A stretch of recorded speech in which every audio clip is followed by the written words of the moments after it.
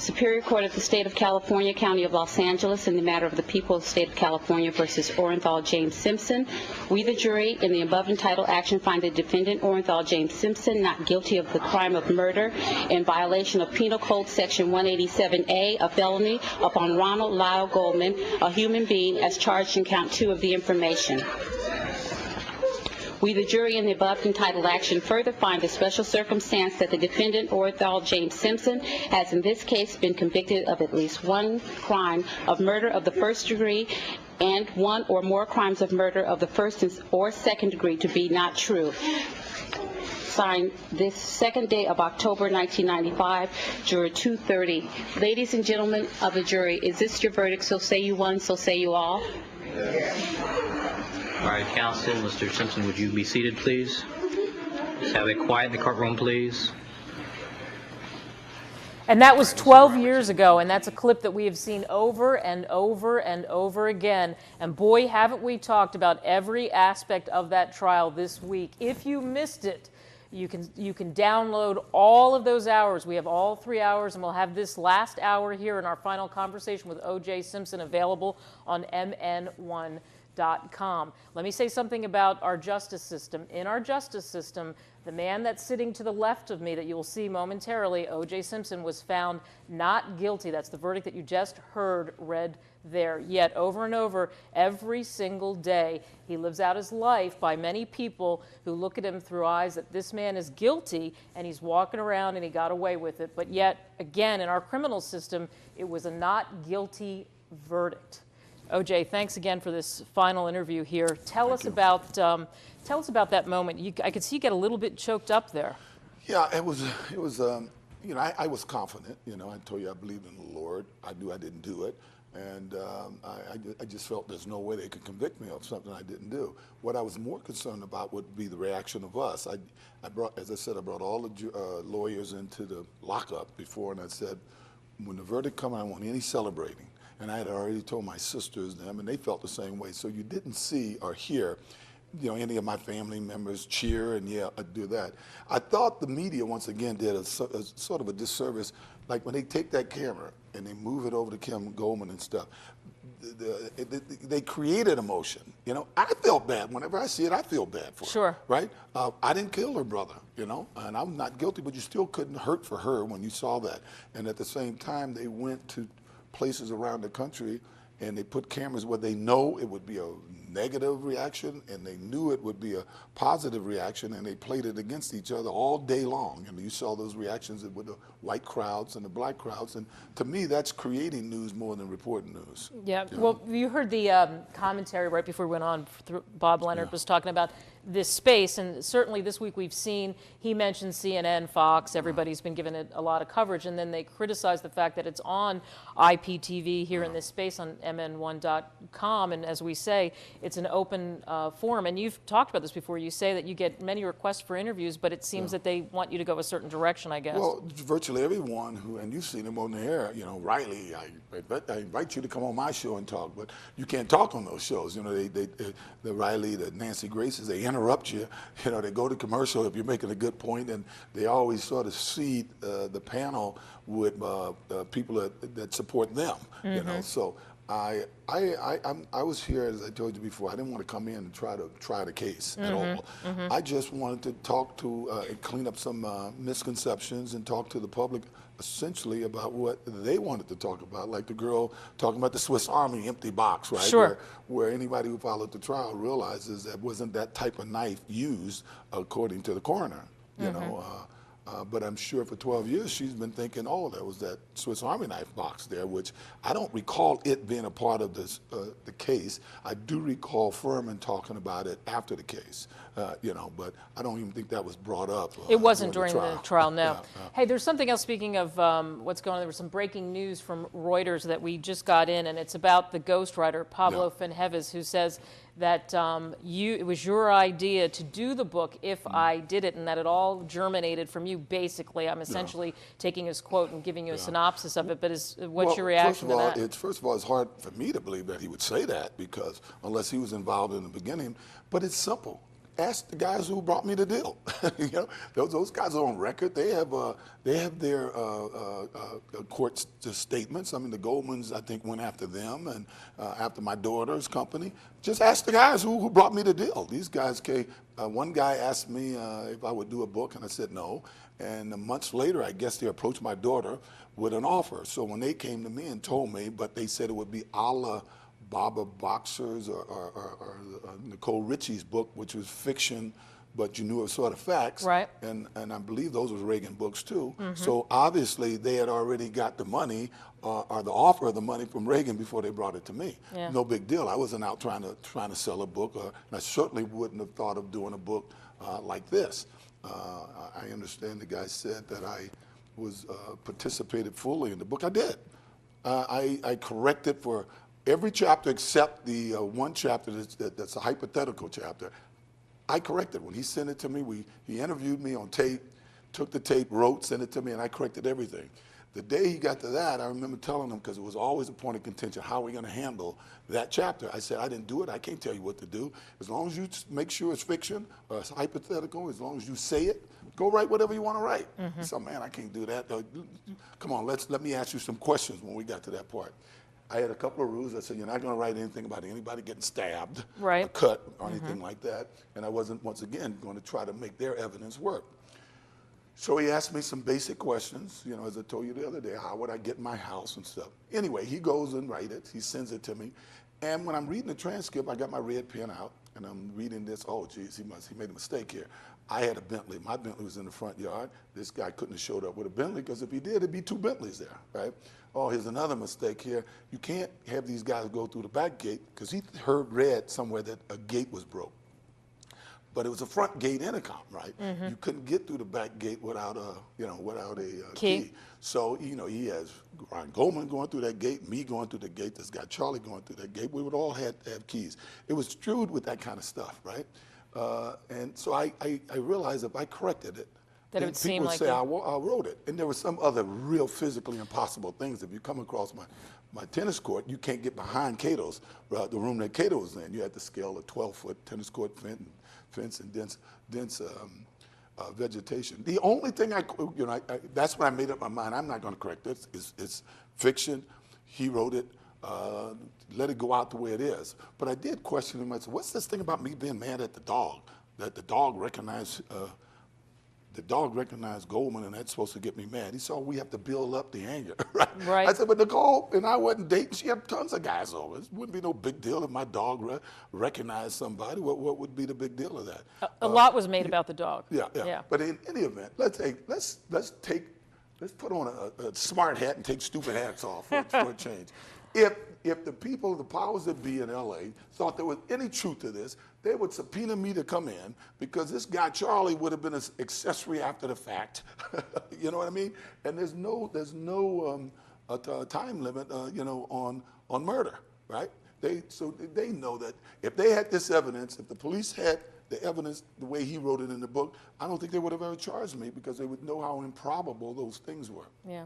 All right, so we cleared that up, and again, so everybody knows, we've done these interviews where we've talked about every single thing. It's a lot of revelations, I think, that you might not know about, and you'll get them on MN1.com. You can download those other hours. Also, we want to thank Vu for catering all of this sort of stuff. Let's jump into something different, because one thing that's very interesting about you, I call it brushes with fame, because you had the career in football, but not just as an athlete. Also, you went on to Hollywood, and you've told me some things off the air that are funny, some great stories. Living in LA post, your athletic career. Naked Gun, you're famous for your role in Naked Gun. Do you think that's, people still yell at you, don't they, when you see them? Yeah, a lot of college kids and stuff, they call me Nordberg, because they sort of grew up watching those Naked Gun movies, so they're always calling me Nordberg. And it was a fun character to play, because I basically was able to play straight. And the humor was what Leslie Nielsen did to me. And working with Leslie Nielsen, this guy, and George Kennedy, great old actor, but Leslie, he is a crack up from sun up to sundown. He's famous for having this whoopee cushion with him. So I remember we're going to lunch one day, and we're in the elevator, and some ladies get in the elevator, and then he said, "Oh, Juice, I shouldn't have ate that." And he got it down. He knows how to play the whole thing, right? So I'm assuming when we walk out the elevator, he's going to tell them it's a joke. He didn't. He just just let it rolled lie. through. These ladies had these looks on their face when we got out. Actually, they got out of the elevator the minute the door opened, and I don't even think it was their floor. Let's talk about, I'm going to jump around, I'm going to scatter shoot here. Okay. You mentioned this to me, and this caught me off guard. I had no idea. First of all, I didn't know that poker is big in Hollywood right now. Almost everybody's playing poker. Ben Affleck, all those guys are trying to get into it. Sophia Loren was apparently a great poker player, and she's a friend of yours. Best poker player I ever played one. I did a movie called The Cassandra Crossing over there, and we became friends. And she invited me to her house on most Saturdays, and she would host a poker game with Marcello Mastroianni and all these famous European actors. And she was easily the best poker player I've ever played with. And I don't know if I've never seen her on the celebrity poker game. I'm surprised. Maybe her stature probably because is she's light and at too this old. point. She's older, yeah, probably but she was a sharp. One thing you'll find, I found that the great actors were the nicest people. It was the borderline stars that were kind of the assholes. But the great actors, Paul Newman, I mean, he gave me some great advice. We were shooting the Towering Inferno, which was funny because you sit there and roll cameras, turn on the fire. He said all of a sudden the whole building is on fire around you. But I remember we were shooting the scene where we first find the fire, and I'm head of security, and this guy is injured, and my line to him is, call for help, right? And I'm tending to the guy, so I kept saying, call for help. But I was reading the line like, call for help, Mr. Newman, right? And the scene wouldn't work, it wouldn't work. So he finally, when they were getting more tape or something, pulled me aside. He says, "Look, you're in charge of security. I'm just an architect. So tell me, damn it, call." So he said, play your character, not your billing. He said, "Don't play the billing. I might, play your character." Sure. And that was the best advice I had ever gotten. Did you Because I never took acting classes or anything. Did you keep in touch with any of those guys? Well, Steve McQueen and I became real good friends up until his death. So we stayed friends. Most of the other people were, a lot older than me. Right. So I didn't keep up with them. Michael Jackson, of course, you know what he went through, obviously, the King of Pop and his trial. And let's talk about his trial for a second, because I got a lot of questions from people about that. They wanted to get your thoughts on, because you're kind of a trial junkie, guy, is what I heard. You were court TV, watching and all that sort of stuff. It's like with Phil Spector and stuff. If it's got interesting issues, I do watch. And of course, it's like everybody. It's like watching the Indy 500 and anticipating a crash. When we have celebrities, or Michael Vick, or celebrities involved. I finally understood the attraction of my trial once my trial was over and I started watching some of the more celebrated cases on court TV.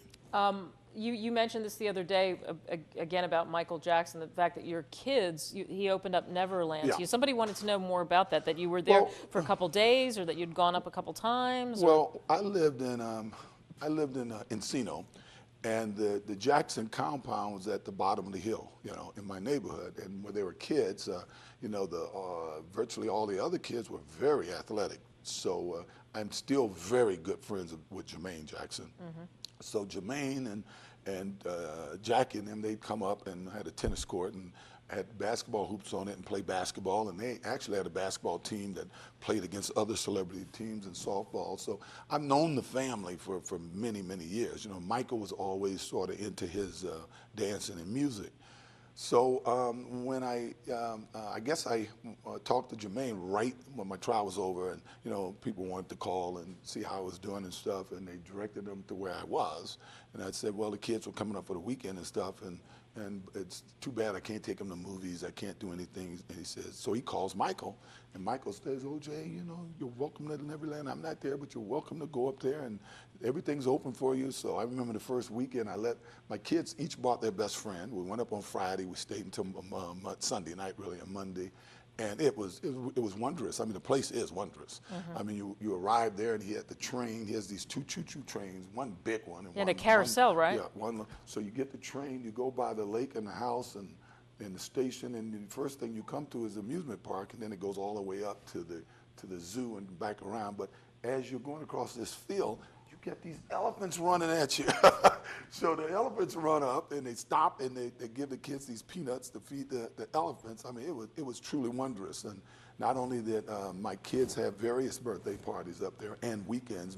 Even my older daughter, when she turned, I'm not going to say what age she turned, but she was turning in her 30s, she gave a party. He let her have her party and a weekend up there, and all of her friends stayed up there on the ranch. You know, the Neverland, too, is... And you know what? I just want to point out, this wasn't just for us.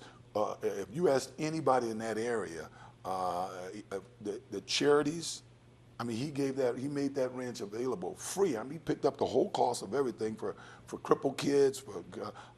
We used to do a camp called Good Times. I started it with Michael and Dustin Hoffman and Neil Diamond. We all started this camp called Good Times because Dustin's nephew, they wouldn't let him go to summer camp because he had cancer. And they didn't have the means if he got sick. So we all got together, and I started doing a big Ritz-Carlton Coca-Cola Classic with celebrities and stuff for golf and raising money.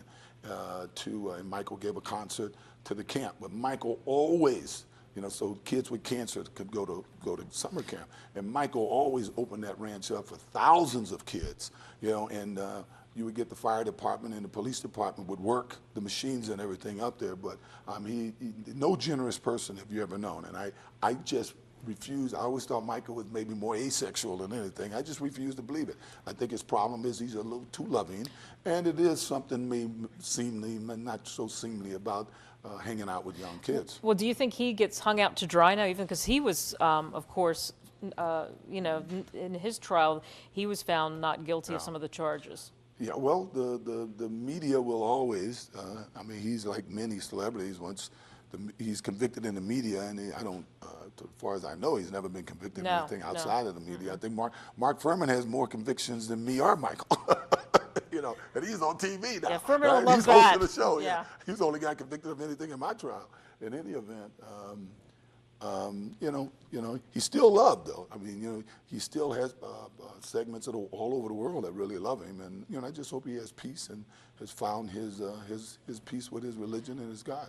Talking about Neverland, you know Liz Taylor. You knew Liz Taylor. Give us a good Liz Taylor story. Well, I was shooting a movie called The Klansman up in Orville. It's the first movie I ever shot, and all the media was up there. All the Hollywood media was there because it was this big meeting between Richard Burton and Lee Marvin, two legendary drinkers and, you know, kind of real outgoing personalities. And I recall I got up there, they were already shooting, and when I got there, Liz Taylor came with Burton, so we went to the set where they were shooting at some house on a farm to see everybody and to say hello to Terrence Young, who was the director who had done Dr. No and From Russia with Love, you know. He was the most commercial director in the world, big Englishman, you know, very high, you know, eat with white tablecloths and crystal, even if you're in the jungle, he was served, you know. And anyway, we come on the set, and the minute we walk on the set, Lee Marvin says, "Get that bitch off my set," right? And you could hear a pin drop, right? And Liz Taylor just walks around the room. I walk across the room, "Oh, Lee," you know, it turns out they knew each other, you know. Anyway, at lunch, this is the first lunch that I went to on this set. I'm digressing a little bit from Liz, but I'll finish with that. And we get in, they're going to have lunch to get to know each other, and Lee Marvin invites me. So they come on these old big black limousines like you see in the Godfather movies, right? And I'm in the middle, and I'm sunk all down, and the two of them, they're up on edge. So they both are sitting here. On the other side. On each side of me, you know. So finally Burton says, "Where are you from?"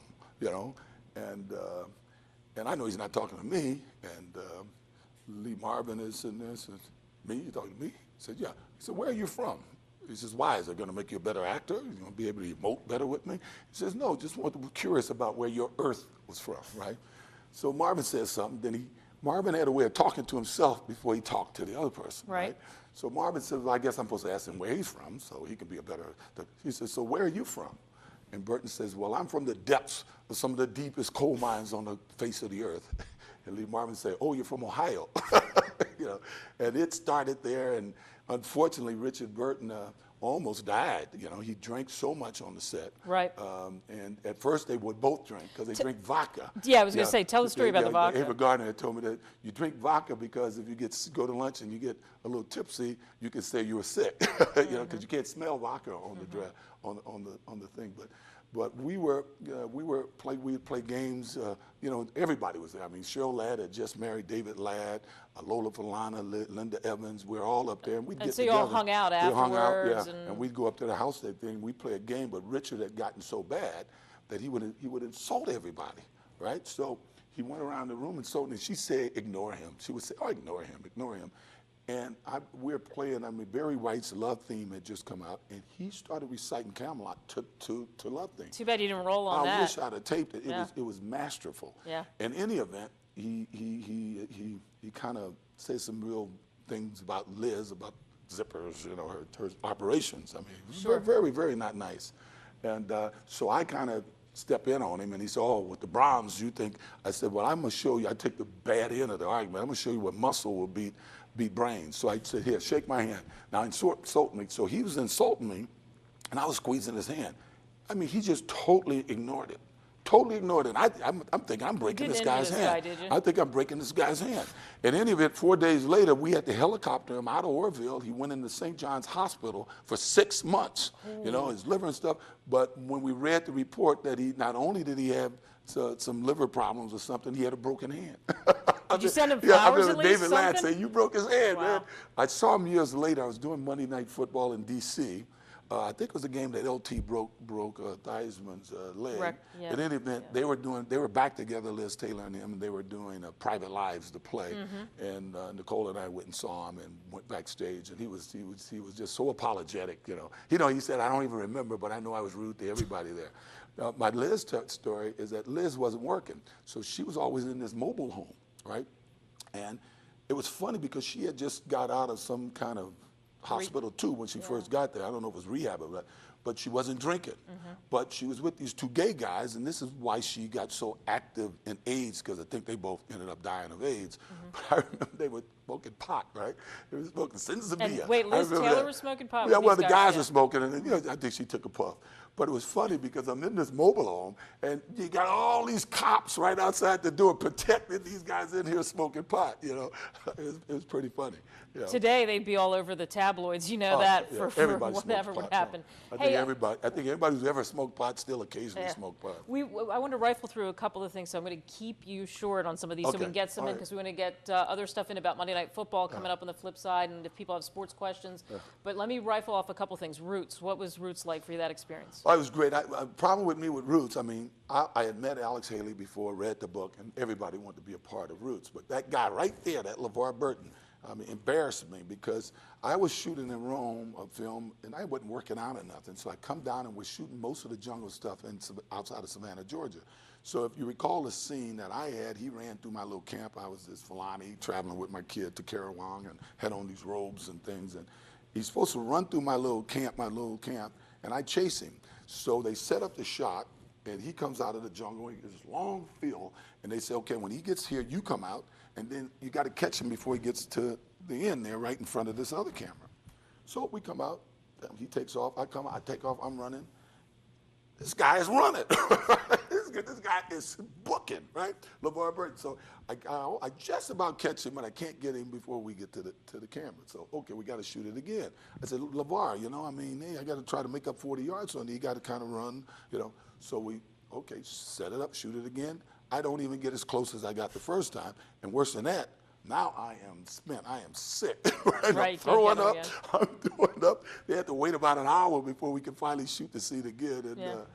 And LeVar never let me forget it. I saw him like a month later on Johnny Carson's tell him how he outran me. And this was at the height of my career. Yeah. But I was proud to be a part of that. We only have like a minute and change left, but quickly, Saturday Night Live, you were on Saturday Night Live, and that had to be, they'll show that clip, you know, when they have the old segments and stuff in the 70s.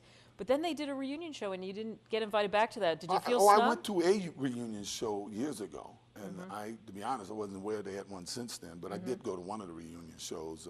I don't know, was that 20-year reunion or something. Right. All I know, that was the most fun. Show you how the world changes. I did that show, and we had some skits with Bellucci and Aykroyd and everything, and we had Mandingo 2 skit, and we had a skit about Babe Ruth promising the kid that if you knew the criticism I got, the sports For doing writers that. around this country just barbecued me. It was tasteless. The show was a tasteless show. It was moronic. You know, then it became one of the staples, one of the great Yeah. institutions of, you know, theater or TV We're gonna, institutions I think we have in that clip. We're America. going to show it after we come back. But 866-495-4122, 866-495-4122. We'll take questions and IMs and that sort of stuff next on MN1.com.